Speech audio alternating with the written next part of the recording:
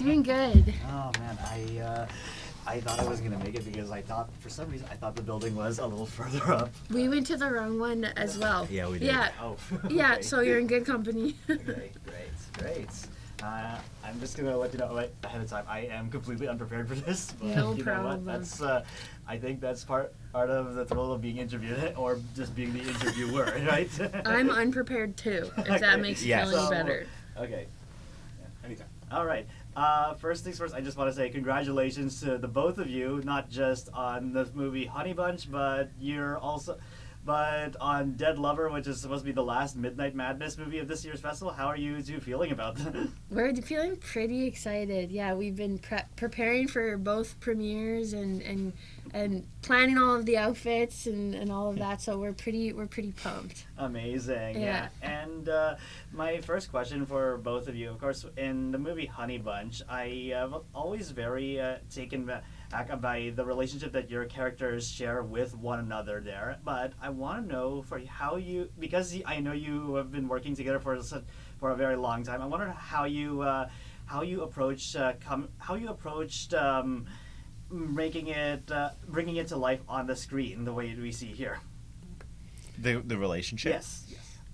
Yeah, the script was very specific, and it was. I think we both probably approached it differently, Okay. but for me it was a really drawing from the script as much as possible. Script analysis, breaking it down, and then also I tried to read some books by writers who had written about the experience my character is going through, which is, his wife has had some memory loss, and he is kind of grieving that process. So I tried to read. I've never had an experience like that, so I tried to read some books by people who have had loved ones go through something like that and draw from their text and draw from Dusty and Maddie's text, and then to rehearse with Grace and try and be present with Grace. That's Yeah. one experience I just hope I hope no one ever has to go through. Yes, me too, man. Yeah. Yeah, and for me, like I kind of tried to focus, I think, on like how I felt in the costume, how the genre felt, how the house felt, sort of more like physical ways of understanding the character, the relationship, just trying to be present in the scenes themselves. Because you read the script and it's just black and white on a page, but then you get into the actual moment and all of a sudden your real life husband has these sideburns and these like long collars on his shirt, and it's so different when you're actually there in the day. So I try to just like kind of be present to the environment around me.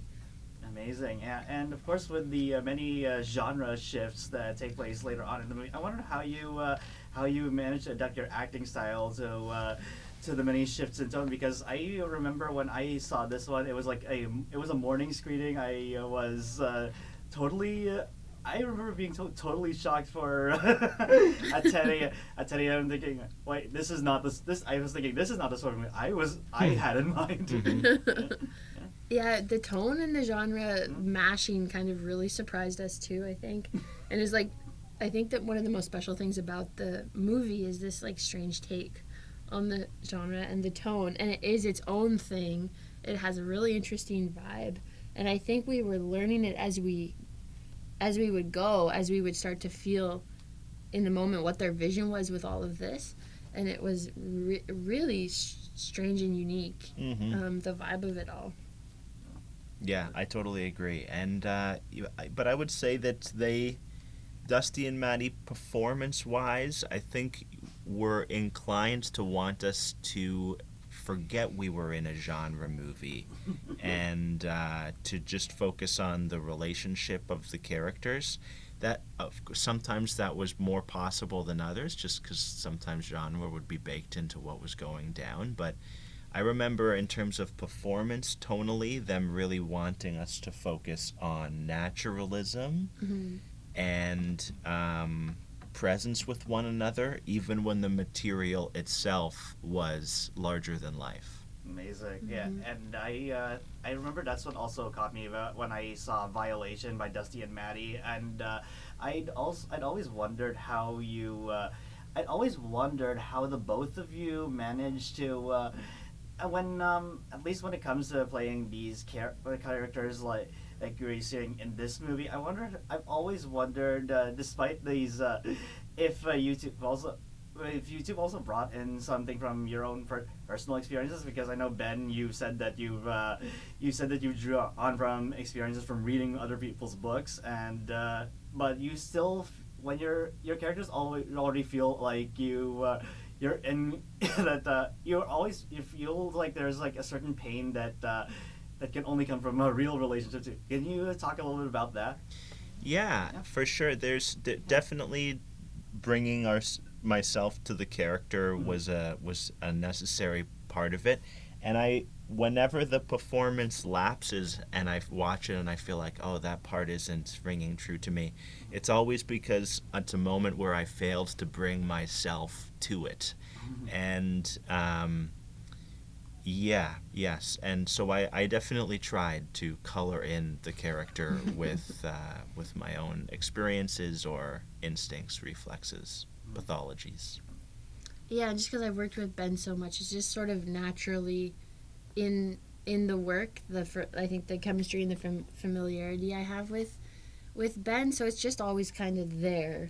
Our personal life somehow just always seems to Yeah. be in the performances, because you just all that natural chemistry stuff is just baked. We have so much history, so I think that's just there. Yeah. Yeah. I mean, indeed, when it's what Martin Scorsese said, and according to Bong Joon-ho, like the most personal is the most creative, after all. Mm-hmm. And I also remember when I remember when I was reading up about how Dusty and Maddie came up with this concept of I remember when they first approached you two with it. What did it feel like for you at the time?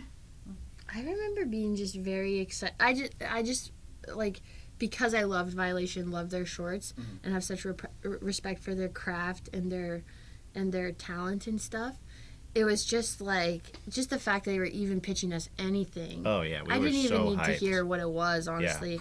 I was just like, Yeah. this is such a gift. Yeah. But then on top of it, the fact that it was such a unique, challenging, interesting story, it was just like a total no-brainer. It's the dream pitch. Yeah, it was a dream pitch. Yeah.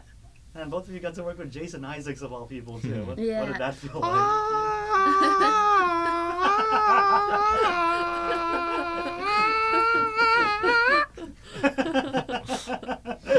My God, that's very funny because like I was just watching him in the White Lotus before I before I came to Yeah. this movie. Yeah, he didn't poison us. Okay, that's good. That's Yeah. good.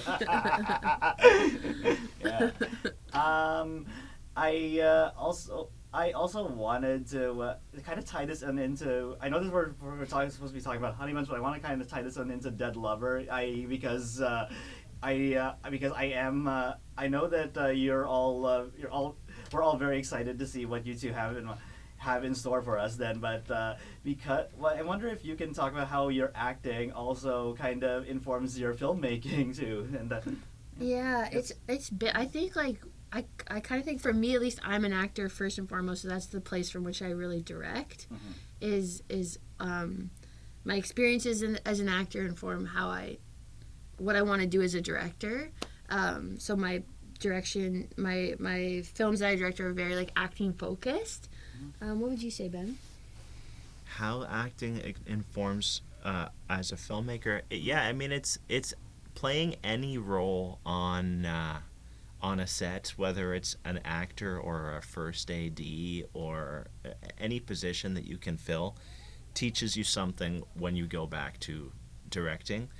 That's certainly true of acting, but any time on set, especially when you get to be close to the creative nucleus, like where the director is making decisions and you get to witness somebody else's process from outside of the director's chair, it's always an incredible education getting that perspective, and this certainly was. Amazing. And my last question for the both of you right now: what's the one thing you're most excited for people to take away from this film, especially?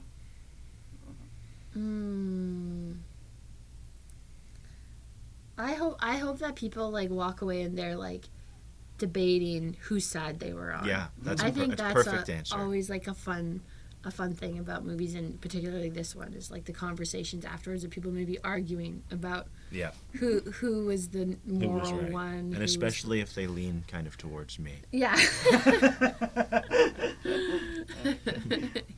Amazing. Thank you again so much. Thank you so Thank much. you. Nice Very to see you exciting. again. Yeah, great to see you.